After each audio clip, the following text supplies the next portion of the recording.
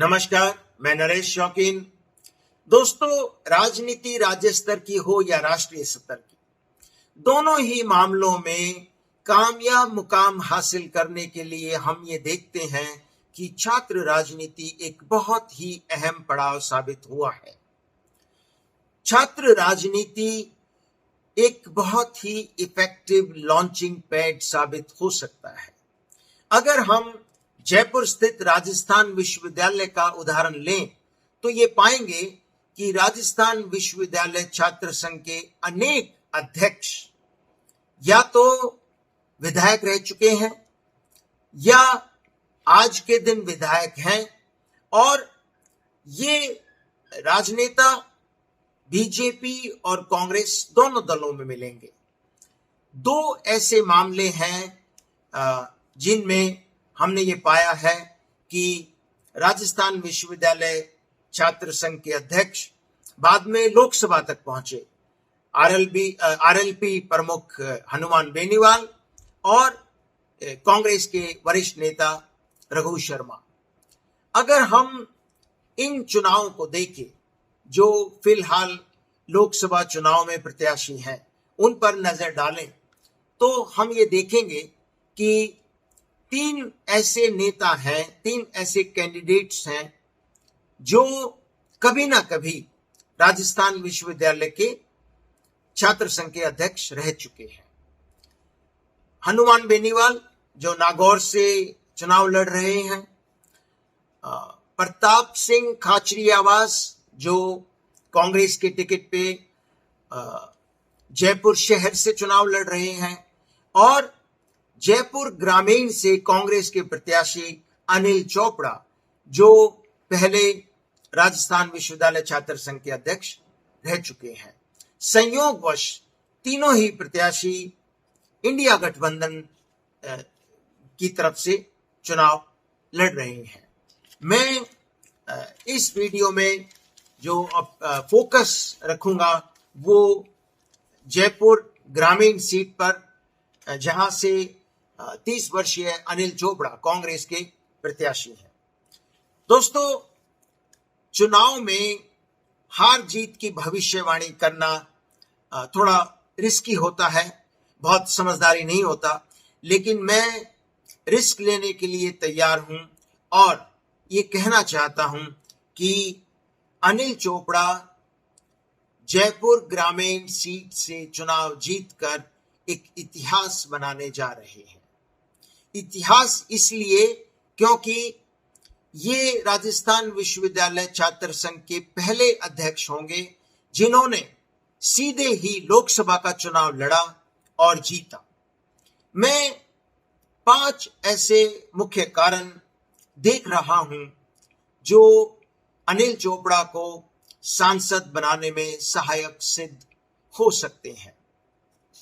अगर हम 2023 का विधानसभा चुनाव देखें, राजस्थान असेंबली का चुनाव देखें, तो जो इस कॉन्स्टिट्यूएंसी में कांग्रेस को कुल वोट मिली वो 41% से ज्यादा थी, जबकि बीजेपी को जो कुल वोट मिली वो करीब 39% थी।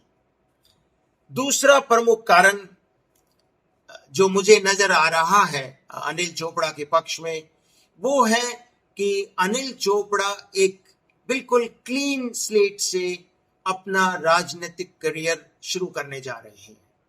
वो पिछले 10 साल से लगातार क्षेत्र में सक्रिय हैं और उनके खिलाफ एंटी इनकम्बेंसी की गुंजाइश इसलिए नहीं है कि उन्होंने अभी तक कोई चुनाव नहीं लड़ा, बल्कि उनका योगदान है क्षेत्र में। उन्होंने बाकायदा एक सेवा केंद्र वहां खोल रखा है और लगातार लोगों के बीच में सक्रिय रहते हैं। जबकि जो इस सीट से भाजपा के प्रत्याशी हैं राव राजेंद्र सिंह, वो पहले विधायक रह चुके हैं और उनके खिलाफ लोगों को एक एंटी इनकम्बेंसी का फैक्टर नजर आ सकता है। तीसरा कारण जो मुझे नजर आ रहा है अनिल चोपड़ा के पक्ष में, वो है जातीय समीकरण। और किसी भी चुनाव में जातीय समीकरण बहुत ही अहम रोल अदा करता है।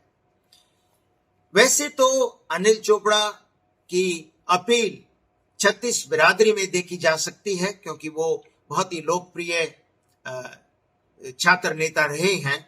लेकिन तीन बड़ी जातियां स्पष्ट तौर पर अनिल चोपड़ा के पक्ष में खड़ी हैं इस कॉन्स्टिट्यूएंसी में। वो है जाट, गुर्जर और यादव।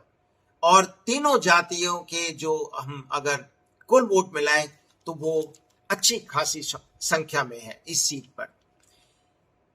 चौथा कारण जो मुझे अनिल चोपड़ा के पक्ष में नजर आता है वो है सचिन पायलट का दिन रात अनिल चोपड़ा के लिए मेहनत करना।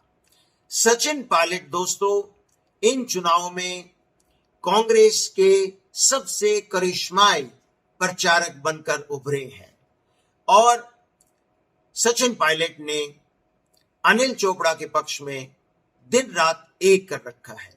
जिस तरह की भीड़ सचिन पायलट की सभाओं में उमड़ रही है जब भी वो अनिल चोपड़ा के पक्ष में प्रचार करते हैं, उससे ये स्पष्ट हो जाता है कि बहुत भारी जन समर्थन वो अनिल चोपड़ा को मिल रहा है। पांचवा और बहुत ही क्रूशियल, बहुत ही क्रिटिकल रीजन जो मुझे लग रहा है कि शायद अनिल चोपड़ा बाजी मार जाएंगे, वो है छात्र शक्ति और युवा शक्ति।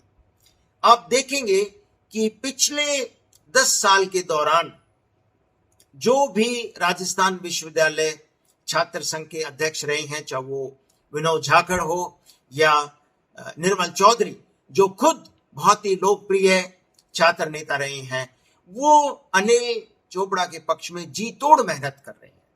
और एक बहुत ही एक जोश, एक जो युवा शक्ति का जो जबरदस्त जन समर्थन अनिल चोपड़ा के पक्ष में नजर आ रहा है, उससे ये लगता है कि शायद अनिल चोपड़ा का पलड़ा फिलहाल भारी है इस सीट पर। अब देखना ये है कि जो चुनाव प्रचार खत्म होने के बाद जो 2 दिन मतदान से पहले कैंडिडेट्स को मिलते हैं, उसमें अनिल चोपड़ा की जो रणनीति है, उनके जो समर्थक है, उनके जो कार्यकर्ता है, वो बूथ मैनेजमेंट कितने अच्छे ढंग से कर पाएंगे, वो अपने समर्थकों को, अपने मतदाताओं को पोलिंग स्टेशन तक ले जाने में किस हद तक कामयाब रहेंगे, वो एक बहुत ही निर्णायक भूमिका इस चुनाव के परिणाम में अदा करेगा। मैं ये तो कह रहा हूं कि भी मैं रिस्क लेने को तैयार हूं, और मुझे ये लगता है कि अनिल चोपड़ा इस सीट पर इतिहास रचेंगे। अब 4 जून का इंतजार करना पड़ेगा ये देखने के लिए कि मैं गलत साबित होता हूं या सही। आप इस पर क्या सोचते हैं? अगर कमेंट करके बताएंगे तो मुझे बहुत अच्छा लगेगा। नमस्कार।